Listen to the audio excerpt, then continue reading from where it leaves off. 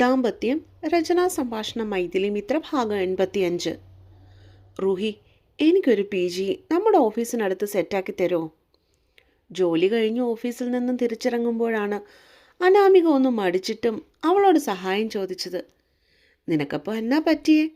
അവിടെ തന്നെ വേണമെന്ന് വാശി പിടിച്ച് പോയാളല്ലേ നീ? ഇത്ര പെട്ടെന്ന് നിനക്ക് മാനസാന്തരം വന്നോ? റൂഹി നടക്കുന്നതിനിടയിൽ ഒന്ന് നിന്നിട്ട് അവളെ നോക്കി പേടിപ്പിച്ചു.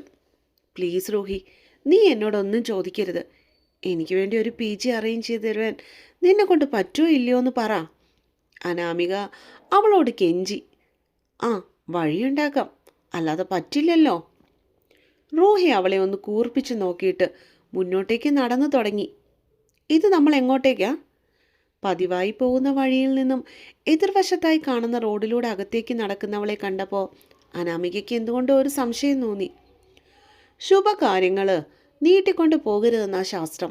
നമ്മുടെ ഓഫീസിലെ പ്രീതിയില്ലേ, അവൾ താമസിക്കുന്ന PG ഇവിടെ അടുത്താ. എൻ്റെ ഊഹം ശരിയാണെങ്കിൽ അവിടെ നിനക്കൊരു അക്കോമഡേഷന് സ്കോപ്പുണ്ട്. എന്തായാലും വാ, കയ്യോടെ നമുക്ക് അവിടെ പോയി ചോദിച്ചിട്ട് വരാം. അതും പറഞ്ഞിട്ട് റൂഹി മുന്നോട്ടേക്ക് നടന്നു. അവളുടെ കൂടെ അനാമികയും. 5 മിനിറ്റ് നടന്നതും മെയിൻ റോഡിൽ നിന്ന് ഇടത്തേക്കുള്ള വഴിയിലേക്ക് അവർ കയറി. ശേഷം അവിടെ നിന്നും വലത്തേക്ക് നടന്നപ്പോൾ അവർ എത്തപ്പെട്ടത് ഒരു റെസിഡൻഷ്യൽ ഏരിയയിലേക്കാണ്. തിരക്കുകളുണ്ടെങ്കിലും ഒറ്റ നോട്ടത്തിൽ വളരെ ശാന്തമായ സ്ഥലം. അതുമാത്രമല്ല, ഫ്ലാറ്റുകളും ഇൻഡിപെൻഡൻറ്റ് വീടുകളും കാരണം എങ്ങും ഹോംലി അറ്റ്മോസ്ഫിയറാണ് അവിടെ ആകെ. വാ. റൂഹി നേരെ കയറി ചെന്നത് ഒരു 4 നിലയോളമുള്ള ഒരു വലിയ വീടിന് മുന്നിലേക്കായിരുന്നു. എടി റൂഹി, നമുക്കിത് വേണോ? ഇതിനൊക്കെ ഒരുപാട് റെൻ്റ് ആവില്ലേ? ഗേറ്റിനകത്തേക്ക് കയറി ആ വീടും ചുറ്റുപാടും കണ്ടപ്പോഴേക്കും അനാമികയുടെ സംശയം അത് മാത്രമായിരുന്നു. അതൊന്നും കുഴപ്പമില്ലടി, ബാ നമുക്കൊന്ന് സംസാരിച്ച് നോക്കാം. ഇതൊരു മലയാളിയുടെ വീടാ, അതുകൊണ്ട് കുറച്ചൊക്കെ കൺസെഷൻ തരുമെന്നാണ് പ്രീതി പറഞ്ഞുള്ള എൻ്റെ അറിവ്. അവർ നേരെ കയറി ചെന്നത് ആ വീടിൻ്റെ താഴത്തെ നിലയിലുള്ള ഒരു വലിയ ഹാളിലേക്കായിരുന്നു. അതൊരു റിസപ്ഷൻ പോലെ അറേഞ്ച് ചെയ്തിട്ടുണ്ടായിരുന്നു. മാഡം, റിസപ്ഷനിലിരിക്കുന്ന ഒരു സ്ത്രീയെ അവർ മെല്ലെ വിളിച്ചു. യെസ്, പറഞ്ഞോളൂ. വളരെ ഗൗരവത്തിൽ തന്നെ അവർ കാര്യം തിരക്കി. ഒരു റൂം വേണമായിരുന്നു. കാര്യങ്ങളൊക്കെ റൂഹി തന്നെയായിരുന്നു മുന്നിൽ നിന്ന് സംസാരിച്ചത്. ഒടുവിൽ അനാമികയ്ക്ക് പറ്റിയൊരു ഷെയറിങ്ങും അവിടെ കിട്ടി. റെൻറ്റും മറ്റു കാര്യങ്ങളും എല്ലാം സംസാരിച്ചതിന് ശേഷം 2 ദിവസങ്ങൾക്കുള്ളിൽ തന്നെ ചെല്ലാമെന്ന് ഉറപ്പ് പറഞ്ഞിട്ടാണ് റൂഹിയും അനാമികയും അവിടെ നിന്ന് ഇറങ്ങിയത് തന്നെ. ഇതിനിടയിൽ അവിടെ താമസിക്കുന്ന പ്രീതിയെ കണ്ട് സംസാരിക്കാനും അവർ മറന്നില്ല. എല്ലാം കഴിഞ്ഞ് ആ വീട്ടിൽ നിന്ന് ഗേറ്റ് കടന്ന് പുറത്തേക്ക് ഇറങ്ങിയില്ല. അതിനു മുൻപേ തന്നെ എതിർവശത്തായുള്ള ഒരു ഫ്ലാറ്റിൽ നിന്ന് ഇറങ്ങി വരുന്ന ആളെ കണ്ട് അനാമികയും റൂഹിയും ഒരു നിമിഷം അമ്പരപ്പെട്ട് നിന്നുപോയി. ഹർഷേട്ടൻ എന്താ ഇവിടെ? അനാമിക അവൻ്റെ അരിയിലേക്ക് മെല്ലെ നടന്നു. വയറും താങ്ങി വീട്ടിലൂടെ അങ്ങോട്ടും ഇങ്ങോട്ടും നടക്കുന്ന നീലിമയെ കാണുമ്പോൾ തന്നെ ദേവിയേക്ക് സങ്കടം വരും. പാവത്തിനൊന്ന് ഇരിക്കാനും നിൽക്കാനും വയ്യാത്ത അവസ്ഥയാണ്. തുടർച്ചയായിട്ടുള്ള ഛർദിൽ കാരണം സ്കൂളിൽ പോക്ക് പോലും അവൾ വേണ്ടെന്ന് വെച്ചിരിക്കുക. രാധമ്മ ഉള്ളതുകൊണ്ട് വലിയ കുഴപ്പമില്ലാതെ പോകുന്നു എന്നേയുള്ളൂ. ദേവി, ഈ ഏത്തയ്ക്കാപ്പം കൂടി എടുത്ത് കഴിക്കരുതോ? സ്കൂൾ വിട്ട് വന്നതിന് ശേഷം അടുക്കളയിലിരുന്ന് ചായ കുടിച്ചുകൊണ്ടിരിക്കുന്നവളുടെ ദേവികയുടെ മുന്നിലേക്ക് എണ്ണപ്പലഹാരം നിറച്ച ഒരു പാത്രം രാധമ്മ എടുത്തു വെച്ചു കൊടുത്തു. മതിയായിട്ട അമ്മേ, ഇപ്പോൾ തന്നെ വയറു നിറഞ്ഞു. നീലുവിന് കൊടുക്കരുതോ? ദേവിക തൻ്റെ അടുത്തിരുന്ന് ചായ കുടിക്കുന്നവളെ നോക്കി ചോദിച്ചു. അവക്ക് കൊടുത്തതാ മോളെ, കഴിച്ചിട്ടൊരൊറ്റ ഛർദിലായിരുന്നു പെണ്ണ്. അതാ ഞാൻ പിന്നെ ഇത് കൊടുക്കാതെ ഇത്തിരി ചൂട് ചായ അനത്തി അവക്ക് കൊടുത്തേ. രാധമ്മ നീലിമയെ നോക്കി സങ്കടത്തോടെ പറഞ്ഞു. വയ്യേടി ഒട്ടും. അവളുടെ അവസ്ഥ കണ്ടപ്പോൾ ദേവിയേക്കും വിഷമമായി. അതൊന്നും സാരമില്ലാടി, കുഞ്ഞിന് വേണ്ടല്ലേ, നമ്മൾ സഹിക്കണം. പെണ്ണിൽ അപ്പോഴും ചിരിയായിരുന്നു. ഒരു കുഞ്ഞിനു വേണ്ടി ആറ്റുനോറ്റി കാത്തിരുന്നവർക്ക് മാത്രമേ അതിൻ്റെ വേദന അറിയാൻ കഴിയൂ എന്ന് പറയുന്നത് എത്ര പരമമായ സത്യമാണ്. അമ്മ എനിക്കൊരു സഹായം ചെയ്തു തരണം. പൊടുന്നനെ എന്തോ ഓർമ്മയിൽ വന്നെന്ന വണ്ണം ദേവിക രാധയോട് കെഞ്ചി. എന്ത് സഹായം? ചായ ഊതിക്കുടിച്ചുകൊണ്ട് തന്നെ രാധ മരുമകൾക്കിടയിലേക്ക് ചെന്നിരുന്നു. എനിക്കൊന്ന് വീട്ടിൽ പോകണമായിരുന്നു. ദിവ്യേട്ടത്തി വയ്യാതെ കിടക്കുമല്ലേ, എങ്ങനെയാ ഒന്ന് പോയി അന്വേഷിക്കാതെ ഇരിക്കുക? ആദ്യേട്ടനോട് ഞാൻ പറഞ്ഞാൽ ശരിയാവില്ല. അമ്മയൊന്ന് പറഞ്ഞ് സമ്മതിക്കോ? കഴിഞ്ഞ വട്ടം ഞാനൊന്ന് ഏട്ടത്തിയെ പോയി കണ്ടതിന് എന്ത് പുകിലായിരുന്നു ഇവിടെ കിടന്ന് അമ്മയുടെ മോൻ ഉണ്ടാക്കിയത്. ദിവ്യയുടെ സർജറി കഴിഞ്ഞ് വീട്ടിൽ കൊണ്ടുവന്നതിന് ശേഷം ഒരു വട്ടം മാത്രമേ അവളെ കാണാൻ പോയിട്ടുള്ളൂ. അതും ആദ്യേട്ടനോട് വഴക്ക് പിടിച്ചിട്ട്. ആദ്യേട്ടന് ദിവ്യയുടെ പേര് കേൾക്കുമ്പോൾ തന്നെ ദേഷ്യം വരും. പിന്നെ കുറേ ഉപദേശമായിരിക്കും ആളിൽ നിന്ന് നമുക്ക് കിട്ടുക. അന്ന് എന്തുകൊണ്ടോ ഒന്ന് പോയി കാണാതിരിക്കാൻ തനിക്കും തോന്നിയില്ല. എത്രയൊക്കെ ആണെങ്കിലും ഒരാൾ വീണ് കിടക്കുമ്പോൾ ചെല്ലാതിരിക്കുന്ന മോശമല്ലേ? പക്ഷെ പോയത് കാര്യമായി. അഹങ്കാരവും ധാർഷ്ട്യവും ഒക്കെയുള്ള ദിവ്യേട്ടത്തിക്ക് പകരം തിരിച്ചറിവുകൾ കിട്ടിയ ചേട്ടത്തിയാണ് എനിക്കവിടെ കാണാൻ കഴിഞ്ഞേ. ചെന്നത് എൻ്റെ കൈ പൊതിഞ്ഞു പിടിച്ച ഒറ്റ കരച്ചിലായിരുന്ന ആള്. തന്നോട് ചെയ്ത പാപങ്ങൾക്കൊക്കെ മാപ്പും പറഞ്ഞു. ക്ഷമിക്കാൻ പറ്റുമോ എന്ന് ചോദിച്ചു. എന്തുകൊണ്ടോ ആ കണ്ണുനീരിനൊരു സത്യസന്ധതയുണ്ടെന്ന് തോന്നിപ്പോയി ആ നേരം. അതുകൊണ്ട് തന്നെ മനസ്സ് തുറന്ന് സംസാരിച്ചതിന് ശേഷമാണ് താൻ തിരികെ കാവുമ്പാട്ടേക്ക് വന്നത് പോലും. ഇതൊന്നും ആദ്യം ഒട്ടും പിടിച്ചിട്ടുണ്ടായിരുന്നില്ല. എത്രയൊക്കെ കിട്ടിയാലും നീ പഠിക്കത്തില്ല ദേവി. അന്ന് ഏട്ടൻ ഒരു 100 വട്ടം എന്നെ അന്ന് ചീത്ത വിളിച്ചു. താനതൊരു ചിരിയോടെ കേട്ടിരുന്നു എന്നല്ലാതെ ഒന്നും തിരിച്ചു പറയാനും പോയില്ല. അന്നേ ആള് പറഞ്ഞതാണ്, ഇനി നിന്റെ ദിവ്യേട്ടത്തിയെ കാണാൻ വേണ്ടി അങ്ങോട്ടേക്ക് പോയേക്കരുതെന്ന്. പക്ഷേ ഇന്നലെ അമ്മ ഫോൺ വിളിച്ച് പറഞ്ഞപ്പോൾ തൊട്ട് വീണ്ടും ഒരാഗ്രഹം തോന്നുന്നു. ഒന്നവിടെ പോയി എല്ലാവരെയും കണ്ടിട്ട് വന്നാലോ എന്ന്. ആദ്യം എന്നോട് നേരിട്ട് ചെന്ന് ചോദിക്കാൻ പറ്റില്ല. കണ്ണു പൊട്ടുന്ന ചീത്ത പറയും. എത്രയൊക്കെ തന്നോട് സ്നേഹം ഉണ്ടെങ്കിലും ഇക്കാര്യത്തിൽ ആളിന് ഒട്ടും ക്ഷമയുണ്ടാവില്ല. അല്ലെങ്കിൽ തന്നെ ആദ്യേട്ടനെ ഇതിൽ കുറ്റം പറഞ്ഞിട്ട് കാര്യമില്ല. ഏട്ടത്ത് ചെയ്തു കൂട്ടിയതൊക്കെ അത്രയ്ക്ക് കേമമാണ്. പക്ഷേ ഇവിടെ മനുഷ്യത്തെ എന്നൊരു സാധനം തനിക്ക് ഇത്തിരി കൂടുതലായോണ്ട് മനസ്സിനൊരു സമാധാനം ഇല്ല. ദേവിക നിസ്സഹായതയോടെ ഓർത്തുപോയി. അവൾ പോണെങ്കിൽ പോട്ടെ രാധേ. എത്രയൊക്കെയാണെന്ന് പറഞ്ഞാലും അവൾക്ക് അവിടെ ഒരു അമ്മയുള്ളതാ. പോകരുതെന്നോ കാണരുതെന്നോ ഒന്നും പറയാൻ നമുക്ക് അവകാശമില്ല. ഇവിടെ മനസ്സിൽ നന്മയുള്ളതുകൊണ്ട് മാത്രം ഇവൾക്ക് ഇങ്ങനെ പൊറുക്കാനും മറക്കാനും ഒക്കെ സാധിക്കുന്നേ. നീ ഒരു കാര്യം ചെയ്യ് ദേവികേ, പോയി ഒരുങ്ങിയിട്ട് വാ, ഞാൻ കൊണ്ടുപോവാം നിന്നെ. ആദ്യം രാധയോടും പിന്നീട് ദേവികയോടുമായി പൊടുന്നതിനെ അങ്ങോട്ടേക്ക് കയറി ചെന്ന വിശ്വം പറഞ്ഞു.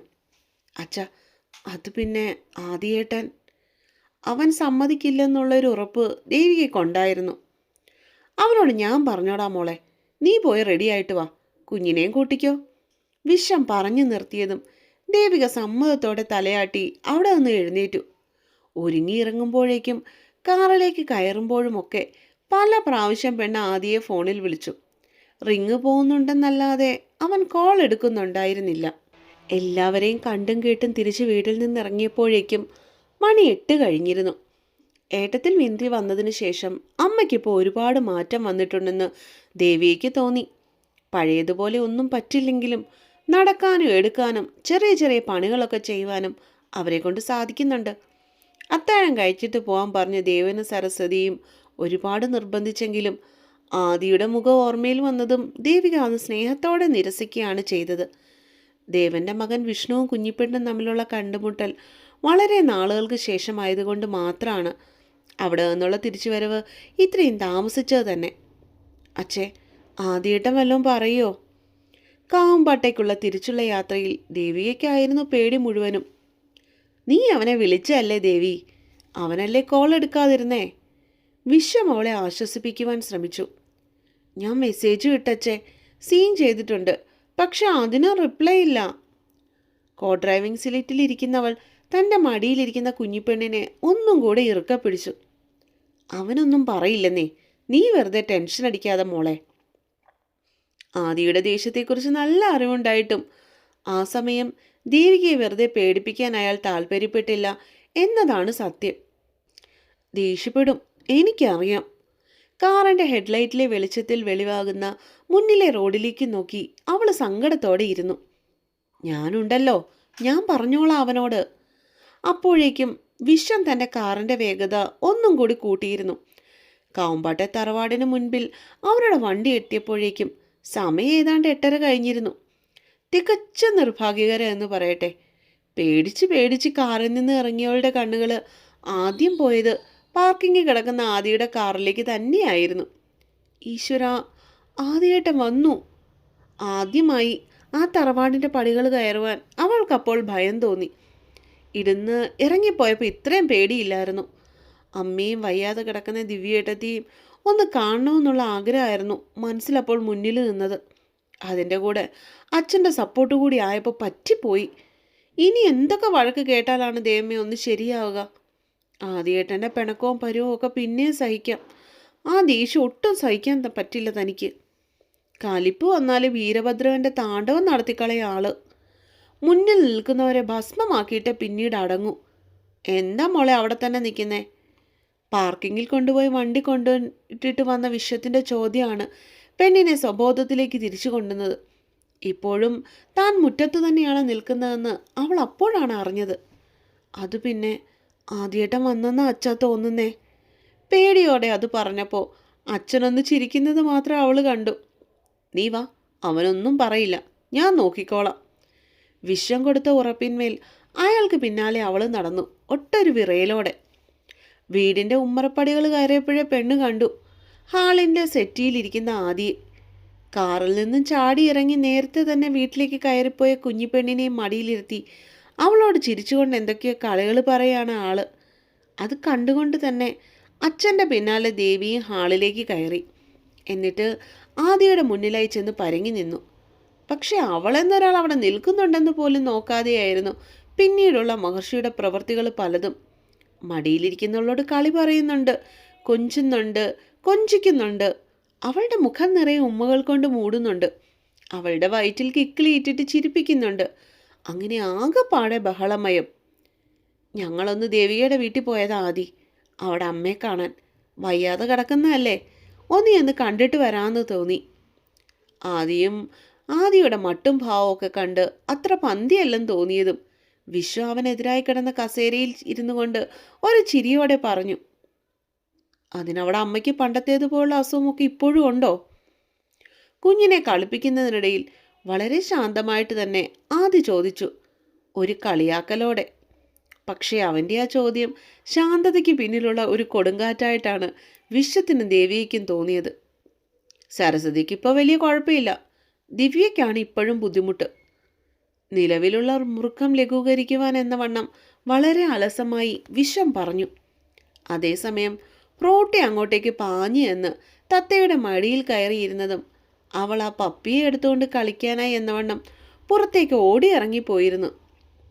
ദിവ്യയുടെ ബുദ്ധിമുട്ട് തീർക്കാൻ വേണ്ടിയാണോ അമ്മായപ്പനും മരുമോളും കൂടെ അങ്ങോട്ടേക്ക് കെട്ടിക്കേറി ചെന്നത്?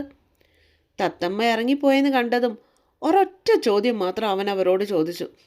അതിലുണ്ടായിരുന്നു അവൻ്റെ പ്രതിഷേധം മുഴുവനും.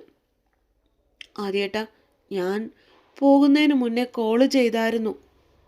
ദേവിക പേടിയോടെ വിതുമ്പിക്കൊണ്ട് എന്തൊക്കെയോ പറയാനായി ശ്രമിച്ചുവെങ്കിലും ദേഷ്യത്തോടെയുള്ള അവൻ്റെ ഒരൊറ്റ നോട്ടത്തിൽ അവളുടെ നാവ് ഇറങ്ങിപ്പോയി.